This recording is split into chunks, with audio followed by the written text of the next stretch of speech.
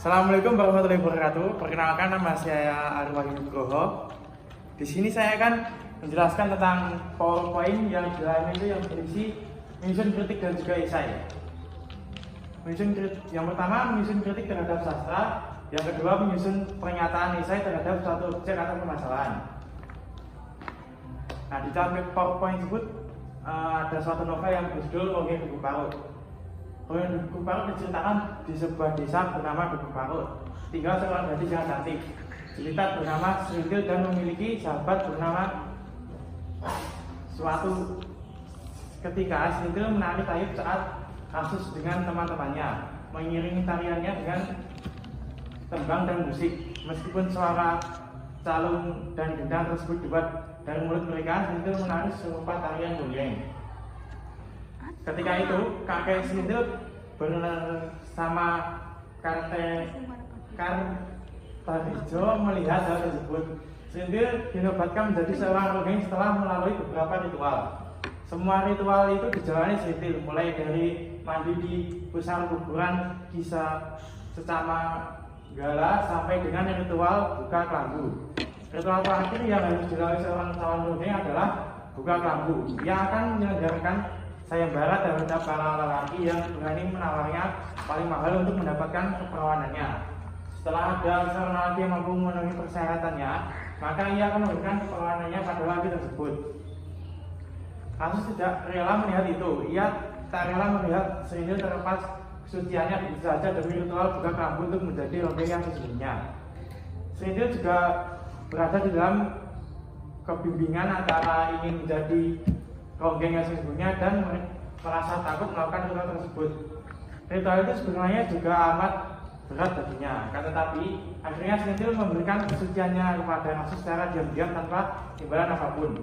Meskipun setelah itu juga ada lagi yang menenangkan sayembara buka kelambu itu.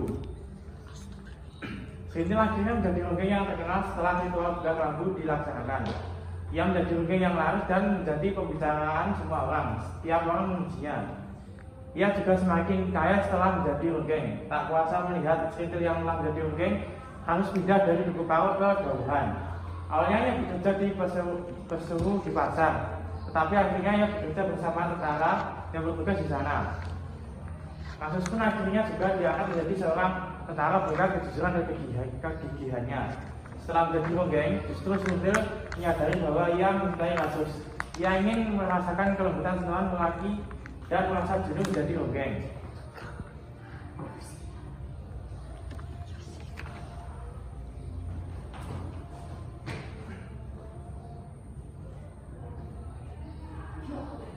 Hasilnya yaitu Serintil mengajak Rasus menikah, tetapi Rasus menolak karena lebih memilih menjadi tentara. Serintil sangat bersedih karena hal tersebut. Serintil yang sudah merasa jenuh menjadi seorang ronggeng Duku Parut sering menolak untuk melayani para lelaki, bahkan beberapa kali menolak untuk ronggeng. Sebenarnya ia ingin memiliki hidup yang lebih tenang, yaitu memiliki suami dan anak, memiliki keluarga yang bisa menenangkan hatinya. Ia juga masih mengharapkan Rasus, seorang lelaki Duku Parut yang kini telah menjadi tentara. Banyak sekali permasalahan yang mulai membuat Serintil untuk enggan ronggeng. Apalagi ia mulai menemukan Boder yang diangkat menjadi anaknya. Ia sangat memanjakan Boder layaknya anaknya sendiri. Ia semakin teguh untuk berhenti meronggeng dan menciptakan hidup baru. Namun tiba-tiba petaka muncul menghantam Duku Parut. Duku Parut diguncang oleh panas dan licinnya dunia politik. Duku Parut dituduh menjadi anggota Partai Komunis setelah terlibat dengan oknum partai tersebut. Dengan segala kebodohan yang dimiliki Duku Parut, Serintil bersama beberapa masyarakat Duku Parut lainnya ditahan. Serintil menjadi seorang Duku Parut yang paling lama ditahan. Setelah ia dibebaskan, kehidupannya sudah mulai berubah. Ia mulai tertutup dengan orang lain. Pandangan orang lain terhadapnya sudah mulai berubah karena identik dengan partai komunis tersebut serta menjadi bekas tahanan. Hingga ia bertemu dengan Bajus, lelaki yang mual dekat dengannya. Dengan ketulusan dan kebaikan Bajus, Serintil menjadi terbuka dan dekat dengan Bajus. Semakin memilih Serintil, semakin dekat dengan Bajus, dan kehidupan Serintil mulai membaik. Kasus yang telah lama tidak pulang, akhirnya ia kembali ke Dukuh Parut untuk berlibur. Mengetahui hal itu, Srintil sangat kasus yang telah tidak lama pulang, akhirnya ia kembali ke Dukuh Parut untuk berlibur. Mengetahui hal itu, hati Srintil sangat goyah. Ia sebenarnya masih menyimpan rasa terhadap kasus, tetapi ia tidak bisa berbuat apa-apa. Ia juga menyadari bahwa ia sedang dekat dengan Bajus. Suatu hari, Srintil diajak Bajus untuk mengikuti acara tertentu. Ternyata selama ini Bajus telah memiliki rencana jahat terhadap Srintil. Bajus ingin menyerahkan Srintil kepada bosnya sebagai hadiah agar bisnisnya lancar. Srintil sangat terpukul karena ia telah begitu percaya pada Bajus. Namun, Bajus justru merupakan lelaki yang jahat. Karena itu, Srintil mengalami gangguan jiwa dan menjadi gila. Melihat kondisi Srintil yang memprihatinkan, Bajus merasa iba. Ia akhirnya membawa Srintil ke rumah sakit jiwa.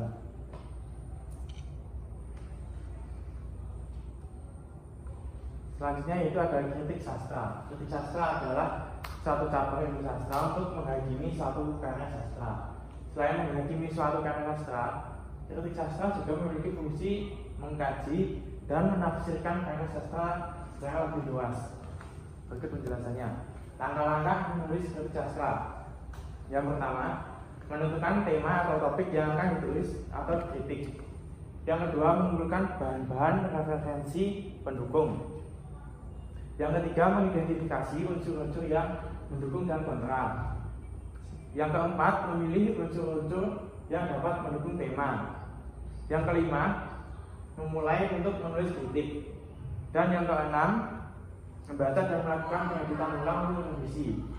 Yang terakhir, mengirimkan ke media massa untuk dicetak. Ini adalah sebuah kritik novel Wongking Dukuh Parut.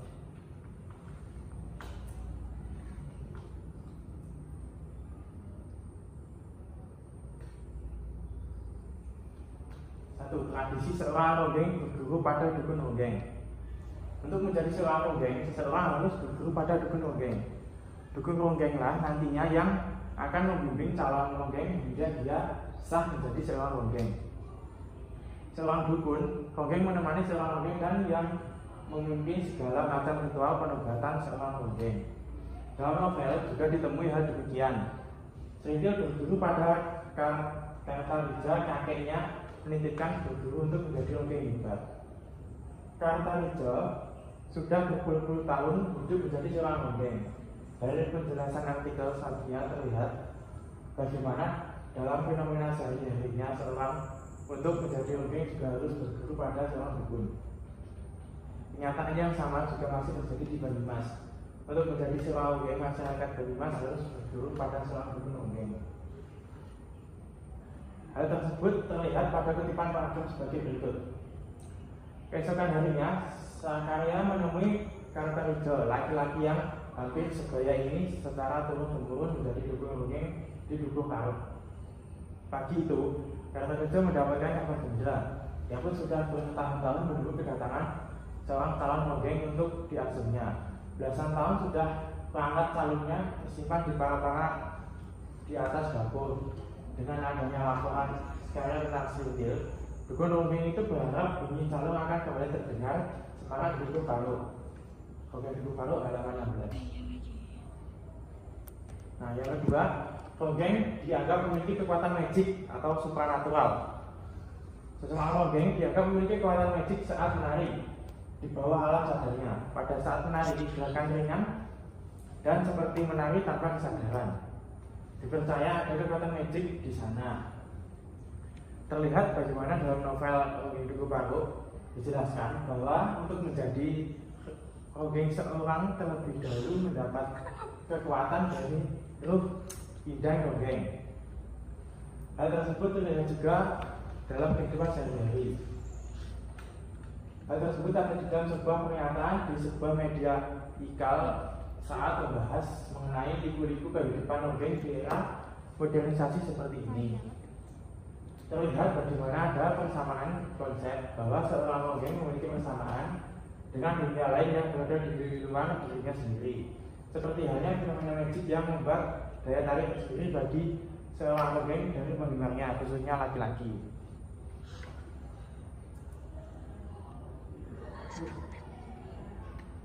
Selanjutnya perhatikan kutipan berikut. Ketika Sentil menyanyikan lagu yang sulit-sulit, yang pasti belum pernah dipelajarinya, buatlah hati karakter dia harus percaya bahwa Sentil mendapat bidang. Karakter kerja percaya penuh Sentil dilahirkan di buku Paru atas Restu Allah Ki serta menggala dengan tugas menjadi ronggeng. Penampilan Sentil yang pertama membuat karakter kerja mengangguk dan mengangguk. Ronggeng buku Paru halaman 20. Selanjutnya yang ketiga yaitu motivasi menjadi ronggeng karena faktor ekonomi. Salah satu alasan seorang memutuskan diri menjadi seorang ronggeng adalah karena tuntutan dan himpitan faktor ekonomi.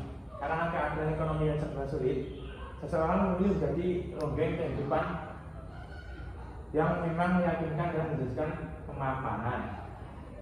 Dari kutipan di samping terlihat jelas bagaimana kemelarataan yang dialami oleh Sentil dan warga Paru lainnya. Dan dari kutipan di samping juga jelas bagaimana perubahan dalam hidup Sentil. Dia yang memperoleh kemapanan setelah sah menjadi seorang ronggeng. Hidupnya 100% berubah. Dari yang tidak punya apa-apa, sekarang menjadi kaya. Perhatikan kutipan berikut. Entah sampai kapan kemungkinan sempit dan terpencil itu bernama buku Paru.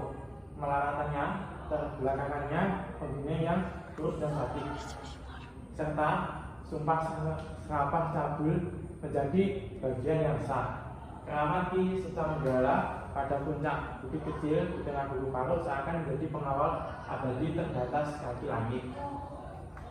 Tak seorang pun penduduknya memiliki lumbung padi meski yang paling kecil sekalipun. Buku Paru yang karena sebetulnya tidak pernah menolak nasib yang diberikan alam. Perhatikan kutipan berikut. Lihat baru beberapa bulan dari ronggeng sudah ada gelang emas di tangan Sentil. Badul kalungnya sebuah ginjal emas pula, kata seorang perempuan penjual sirih. Ronggeng buku Paru 1991. Nah, selanjutnya yang keempat, ronggeng adalah hiburan yang dibebaskan untuk acara warga. Nah, acara ronggeng ini dalam novel Ronggeng buku Paru dipentaskan untuk acara warga. Sentil melakukan pentas untuk beberapa acara warga seperti acara pernikahan, hitanan, juga acara warga yang formal. Tampak bahwa ronggeng dalam novel Ronggeng buku Paru dipentaskan untuk acara-acara warga.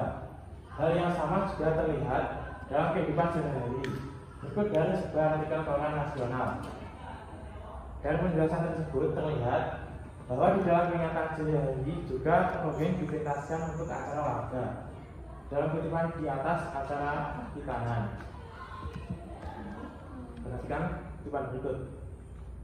Kang sekalian bicara Pak Manu. Bukan saya yang tidak punya hajat, melainkan panitia perayaan Agustusan. Agustusan dengan mementaskan ronggeng di buku Paru 2017. Ronggeng Amin dari grup ronggeng Giri Mukti pada Hirang, Ciamis, Jawa Barat menarik bersama penonton di Halan Balai Desa Sindang Ngasih, Banjir Sari, Ciamis, Jumat bulan 12 tanggal 2. Di bawah naungan awan-awan kebauan musim kemarau di kampung Klanyar, Kabupaten Cilacap, Jawa Tengah, 7 penari itu menggoyang tubuh mereka di atas tanah becek yang berkabut. Para penunggang menari tanpa alas kaki. Udara pukul 10 pagi, gerah saat suara gamelan dan tarian ronggeng mulai hadir itu di halaman rumah Nasun. Lagu yang berhajat. Orang-orang berangsur berkumpul di rumah petani menghadap kelapa dari desa Ngawal, Kecamatan Patimuan, Cilacap itu yang tengah melaksanakan nadar hitam untuk panen lelakinya yang bernama Bangsa.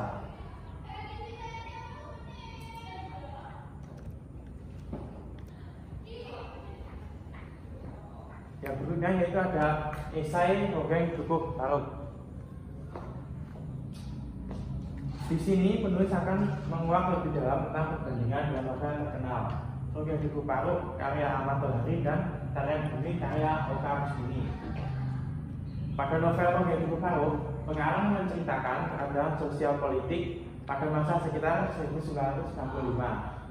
di mana banyak sekali korban sosial dan kemanusiaan seperti tokoh sipil sebagai masyarakat kecil yang menjadi korban kesewenang-wenangan para penguasa yang berawal dari adat tanah tinggalnya sendiri.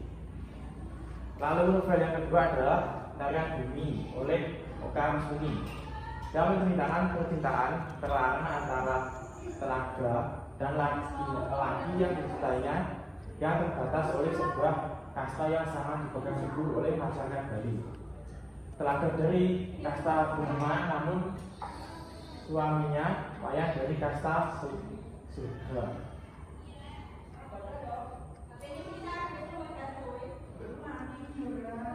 Sekian itu tadi penjelasan PowerPoint dari saya. Apabila ada kurangnya saya mohon maaf.